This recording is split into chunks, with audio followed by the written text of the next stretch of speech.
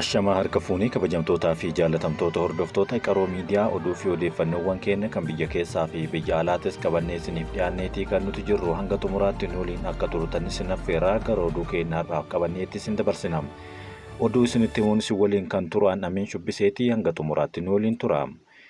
Heerri mootummaa naannoo Beenishaangul Gumuz fooyya'ee hojii irra akka hin oolle gaafiin irratti ka'uun himame. Naannoo Beenishaangul Gumuz heera mootummaa naannichaa fi labsiiwwan baay'ina bakka bu'oota mana maree naannichaa fooyyesseen hojii irra akka hin oolfamne miseensota mana maree naannichaa sadi kanneen paartii mormituu dimokiraatawaa booroo irraa filataman gaafii heera mootummaa dhiyeessan. Miseensonni kunneen labsiiwwan lama kan manni marichaa torbaan lama dura sagalee caalmatti raggaasisee faallaa heera mootummaa kan hin turre kan hin labsaminiin akka jedhamanii fi hojii irra akka hin oolfamne jedhamuudhaan akka murteeffamanis gaafataniiru. Labsiin jalqabaa murtoon irratti gaafatame labsii baay'ina mana maree bakka bu'ootaa ittiin murteessuuf bahee fi kan heera naannichaa irra deebiin fooyyessuuf bahedha. Labsiin kunis teessoo mana marichaa duran 99 ture gara 165tti ol guddiseera. Heerri mootummaa fooyya'e kun baay'ina waliigalaa miseensota mana maree 100 ol akka hin caalle tumuu gara 165tti jijjiiruu dubbateera. Fooyya'insa taasifame baay'inni bakka bu'oonni naannoo filannoo tokko filatanii 5 hanga 11 akka ta'an kan taasise yommuu ta'u kanaan dura seera tureen baay'inni bakka bu'oota naannoo filaman tokko irraa dhufan 4 hanga 6 ture. Miseensonni paartii dimokiraatawaa booroo sadan teessoo 165 mana maree naannoo kan baay'ina uummataa hubannoo keessa hin galchine ta'uu eeruudhaan hiika heera mootummaa gaafachuun adeemsi naannolee filannoo duraa itti diiguu naannolee fi filannoo haaraan itti hundeeffaman kan heera mootummaa cabseera jechuunis mormii isaanii kaasaniiru. Booranatti jala bultii sirna wal harkaa fuudhinsa baallii gadaa sirnoota garaagaraan kabajamaa jiraachuun himame. Sirna wal harkaa fuudhinsa baallii gadaa Booranaa 72ffaa haaromsa booda sirnoota garaagaraatiin geggeeffamu eegaleera. Jala bultiin sirnichaa kaleessa gurraandhala 25 bara 2017 akka lakkoofsa Itoophiyaatti kan eegale yommuu ta'u hanga gurraandhala 30 akka turus ibsameera. Sirna kanaan gadaan fullaasaa yeroo gadoomaa isaanii jiloota geggeeffachuu qaban geggeessuun gooroo marmaaruudhaan xumuranii baallii gadaa mardiidaatti dabarsu jedhamee eegama. Haaluma kanaan guyyoo buruu abbaa gadaa Booranaa 72ffaa haaromsaa booda ta'uun abbaa gadaa kuraa jaarsoo harka baallii akka fudhatanis ibsameera. Jila baallii fi sagantaa abbootii gadaa baallii kennanii fi baallee fudhatan keessummoonni garaagaraa dhufanii itti dubbatan torbee kana hanga gurraandhala 30tti kan gaggeeffamu ta'us ifame godhameera. Sagantaan xumura keessummoonni gurguddoon biyya keessaa fi biyya alaa ardii jilaa badhaasaatti argaman akka gaggeeffamu odeeffannoo waajjira koominikeeshiniin godina Booranaa irraa argame ni addeessa. Oromiyaa bakkeewwan walitti bu'iinsi jirutti dhukkubni busaa hammaataa deemuun ibsame. Naannoo Oromiyaa iddoowwan garaagaraa sababa walitti bu'iinsaatiin rakkinni jiru keessatti dhukkubni busaa hammaachaa jiraachuun ifa godhameera. Naannoo Oromiyaa keessatti lola waraana mootummaa fi waraana bilisummaa Oromoo WBO gidduutti taasifamaa jiruun bara 2018 kaasee tajaajilli gargaarsa fayyaa garmalee jeeqa. Sadarkaa biyyaalessaatti bara darbe baatii amajjii irraa hanga onkololeessaa gidduutti namoota dhukkuba busaan qabaman gara miiliyoona 7.3 fi kanneen du'an 1,157 akka ta'an dhaabbanni fayyaa addunyaa WHO gabaaseera. Bara 2023 lakkoofsi namoota dhukkuba busaatiin du'anii keessumaa naannoo Oromiyaa keessatti dachaadhaan dabaluu isaa maddi oduu Associated Press gabaase. Lixa Oromiyaa ganda lalistuu Loophiitti kan jiraatan obbo Lammaa Tafarraa dhukkuba busaa kanaan ijoollee isaanii 4 akka jalaa du'anis himeera. Daarektarrii fi hospitaalli waliigalaa Najjoo Laggasaa Bulchaa Associated Pressitti akka himanitti waggoottan 3 darban keessatti dhukkubichi dabalaa kan deemaa turee fi bara 2023 hanga 24 gidduutti dhukkubsattoota 26,000 hospitaala keessatti yaalaman keessaa 70 kan ta'an dhukkubsicha keessatti argamu himeera.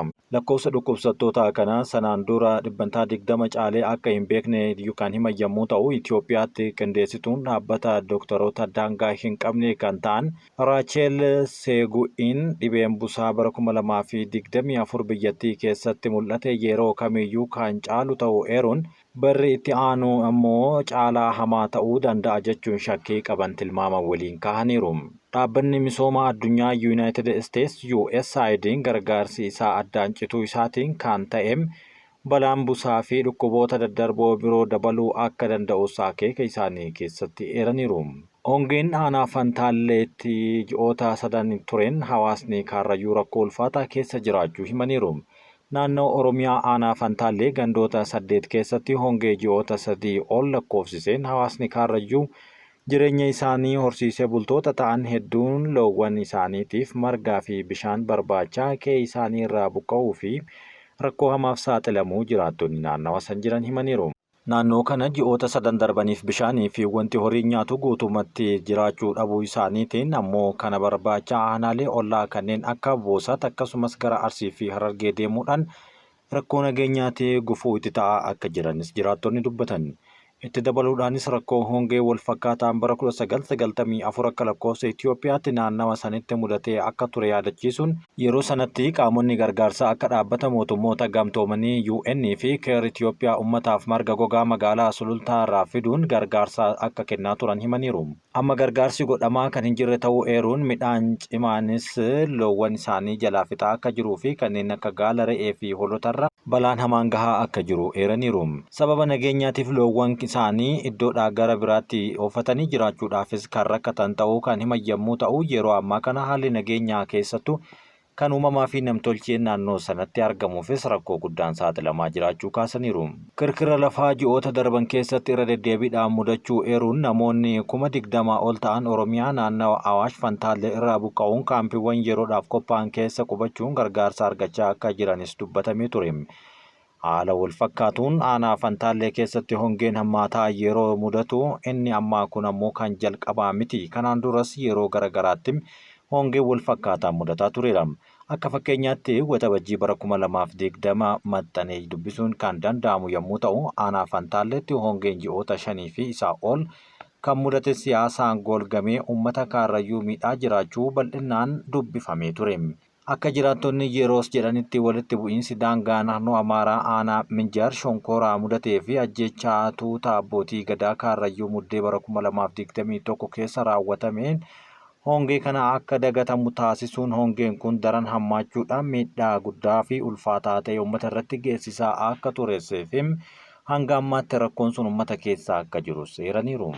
Ameerikaan hidhattoota Houtii tarree shororkeessaa jalatti tarreessite.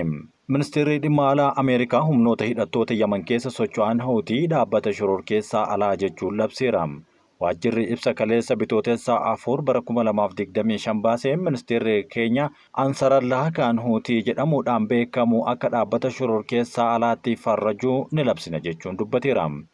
Ministeerichi ibsa kanaan sochii Houtii nageenya namoota nagaha Ameerikaa fi hojjettoota baha giddu galeessaatti argamanii fi deeggartoota Ameerikaatiif akkasumas tasgabbii daldala addunyaatiif kan galaana diimaadhaan qaxxaamuruun yaaddoo nageenyaa waan ta'aniif shororkeessaadha jechuun ifatti kaaheera. Hidhattoonni Houtii bara 2023 irraa kaasee galaana diimaa fi qarqara galaana Edan keessatti dooniiwwan daldalaa irratti akkasumas miseensota waraanaa Ameerikaa bilisummaa nageenya imalaa fi michoota naannicha keessaa tiksan irratti haleellaa dhibbaan lakkaa'aman raawwateera. Itti dabaluunis dhiyeenya kana keessa ammoo hidhattoonni kunneen dooniiwwan Ameerikaa fi michoota ishee kanneen akka Israa'el irratti xiyyeeffachuudhaan kanneen alaabaa Chaayinaa qabanitti akka hin buunee fi akka isaan hin tuqne garuu beeksifameera. Gara biraatiin ammoo Ameerikaan biyyoota maqaa daldala addunyaa seera qabeessa raawwachuu jechuun dhaabbilee shororkeessummaa waliin walitti dhufeenya qabataniif obsa akka hin qabne kan kaasan yommuu ta'u, tarkaanfiin amma ministeerri dhimma alaa Ameerikaa fudhate kunis kan kutannoo bulchiinsa Tiraamp dantaa nageenya biyyaalessa keenya nageenya uummata Ameerikaa fi nageenya Ameerikaa eeguudhaaf qabaachuu agarsiisa jechuun ibsichi katabameera. Shororkeessummaan farrajuun kunis qabsoo keenya shororkeessummaa irratti taasifnu irratti gahee murteessaa kan qabu ta'uu deeggarsa sochii shororkeessummaa hir'isuu karaa bu'a qabeessa ta'een itti fufna jechuunis dubbataniiru. Zelenskiin gaabbuudhaan waan Tiraamp jedhe raawwachuuf qophii ta'uu ibsa godhe. Walga'ii jimaata darbe White House'tti gaggeeffamee ture irratti Doonaald Tiraamp Zelenskii kaardii hin qabu jedhee ture. Wanti qabatamaan jiru amma dubbichi Washington irra darbee mana Zelenskii kan gahe yommuu ta'u Washington gargaarsa waraanaa hunda irraa dhaabuu akkuma labsiteen booda sa'aatii muraasa jidduutti Zelenskiin harka kennachuudhaan gariin waraanaa dhaabuutti waliigallee qilleensarraan galaana keessaan yoo Meeksikoonis gama isheen kan fudhattu ta'e rakkoo keenya ofirraa dhiibuudhaan jechuun dubbateera. Kana malees Zelenskiin akkaataa walga'ii Tiraamp waliin taasisan ta'uu isaa fi irra deebiidhaan yoo Washington waamicha naaf taasise deemee achitti isaan waliin walgahii ni ta'a jechuun dubbachuun isaanii yaadatama. Inni akka gaabbuu himullee garuu taajjabdoonni baay'een Zelenskiin giyyoo siyaasaatti qabamee miidhamaadha jechuun dubbataa jiru. Addatti Doonaald Tiraamp maqaa dhaabuun gargaarsa kanaan dura taasifameef ammas irra deebi'ee Ameerikaa galateeffateera. Kana malees akkaataa albuuda Yukureen ittiin argachuu danda'an irrattis US waliigaltee mallatteessuuf qophii ta'uu kan hime yommuu ta'u, Yukureen waraana irratti Raashiyaatti kan bantee fi waggaa 3 oliif kana ofirraa dhorkaa akka jirtus ifa godheera. Haa ta'u malee ejjennoon biyyoota michuu ishee ta'an Yukureeniin saaxileera kan jedhuu fi keessumaa imaammanni dhimma alaa Ameerikaa Pireezidaanti Tiraamp hojiirra oolchaa jiran rakkoo itti dhaleera jechuun dippiloomaatonnii fi namoonni yaada kennan garaagaraa kana himaniiru. Kunusuma kanaan jiru Pireezidaantiin Ameerikaa Doonaald Tiraamp Pireezidaantiin Yukureen Volodimiir Zelenskii irraa xalayaan isaanitti akka ergame ifa godheera. Xalayaan kun waliigaltee raawwachuuf fedha qabaachuu isaanii kan ibsu yommuu ta'u, xalayaa erguu isaatiif nan galateeffadha jechuun Tiraamp yeroo koongireesitti dubbatan himeera. Tiraamp kana kan dubbatan erga miidiyaa hawaasummaa isaanii irratti Zelenskiin hoogganaa cimaadha. Tiraamp jalatti nagaa waaraa fiduudhaaf akka dalagan barreessaniin booda ta'uu ifa godhameera. Wanti Tiraampis ta'ee Zelenskii irraa dhagahame erga torbaan dura walitti dheekkamaa dubbatanii booda isaan gidduutti dubbii tasgabbaa'aa akka ta'es kan jalqabaa ta'uu fi gara fuulduraattis nageenyi isaan gidduutti uumamuu akka danda'u dubbatameera. Doonaald Tiraamp yoo dubbatan xalayaa guddaa Zelenskii irraa gaafa kibxataa isaaniif katabame jechuun kan dubbatee fi xalayaa kanarratti waan barraa'ee jedhan keessaa muraasa dubbataniiru. Xalayichi nagaa waaraa Yukureeniif fiduudhaaf Yukureen atantamaan waliigaltee raawwachuuf qophii ta'uu fi lammiileen isaanii caalaan nagaa kan barbaadan ta'uu akkasumas kan dubbisan irratti wanti ibsame kan Zelenskiin miidiyaa hawaasummaa isaanii irratti ibsaniin kan wal fakkaatu ta'uu ifa godhameera.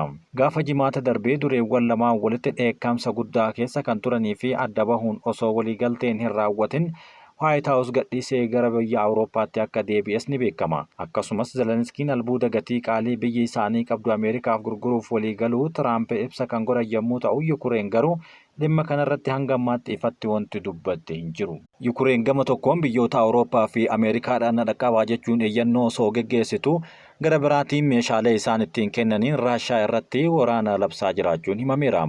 Yukureen guyyaa kaleessaa buufata boba'aa Raashiyaa haleeluu ifaan ifatti kan beeksifte yommuu ta'u, haleellaa kanaanis miidhaa guddaa akka qaqqabsiifte ifa gooteerti.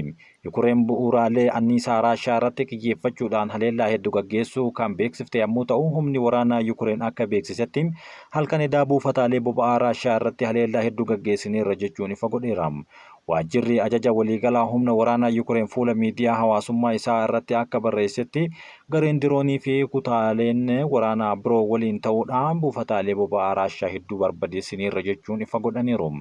Haleellaa kanarraa kan ka'e bulchiinsa Roostoof keessatti dhoohinsi gurguddaa fi ibiddi qabaachuunis kan akeekee fi bulchiinsaawwan Raashiyaa biroo keessatti buufata boba'aa irratti haleellaan diroonii geggeeffamuu beeksisuun humni waraanaa Yukureen ifa godheera. Raashiyaanis deebii kenniteen dirooniiwwan hedduun Yukureen kan haleeltee fi Raashiyaan halkan edaa qofa dirooniiwwan 99 itti dhukaasuu Yukureen beeksifteerti. Kabajamtootaa fi jaallatamtoota hordoftoota keenya oduun har'aaf isiniif qopheessine kan hanga ammaatti dhageeffataa turtaniidhaan waliin waan turtaniif guddaa galatoomaa isiniin jenna. Qaroo miidiyaa laayik, sheer, sabiskiraayib gochuun waahila keessan biraan gaham.